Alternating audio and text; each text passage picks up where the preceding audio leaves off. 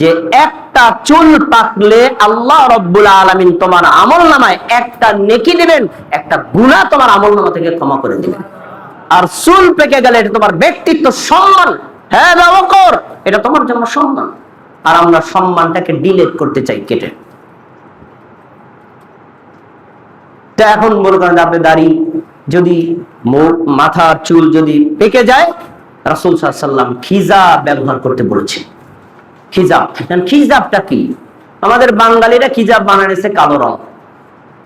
রাসূল সাল্লাল্লাহু আলাইহি ওয়াসাল্লাম হাদিসে স্পষ্ট করে বলেছেন, আবু বকর রাদিয়াল্লাহু তাআলা আনহুর বাবা আবু কুহাফাকে নিয়ে আসা হলো, বৃদ্ধ মানুষ, 100-এর বেশি বয়স, পুরো চুল দাড়ি সব পেকে গেছে। আল্লাহ রাসূল বললেন, গায়রু, এর এই সাদাটাকে পরিবর্তন করে দাও, ইল্লা সাওয়াদ, তবে কালো রং ব্যবহার করবা না। কেন ব্যবহার করবা না?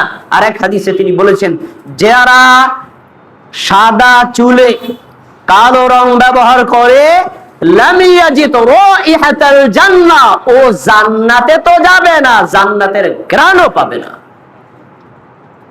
কারণ এটা প্রতারণা, মানুষকে ধোঁকা দেওয়া।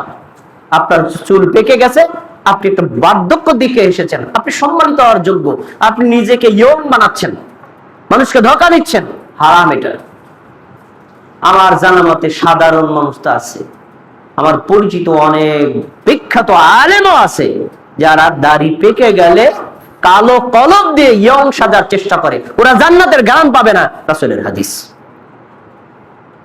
এজন্য কালো ছাড়া হলুদ, লাল, সবুজ, অন্য যে কোনো রং দিতে পারেন। অন্য রং দিলে বোঝা যাবে আপনার চুল পেকেছে, কালো রং দিলে বোঝা যাবে না, এটাই প্রতারণা, হারাম। এজন্য আমরা নিজেদের চুল খেজাব দিব, কিন্তু অবশ্যই কালো রংটাকে বর্জন করব। এই যে কয়টি 6টি বিষয় বললাম, এগুলো সবই ইসলাম, ইমানের পাঠ, আবার শারীরিক পরিপাটির পাঠ। আমরা এগুলো অনুসরণ করার চেষ্টা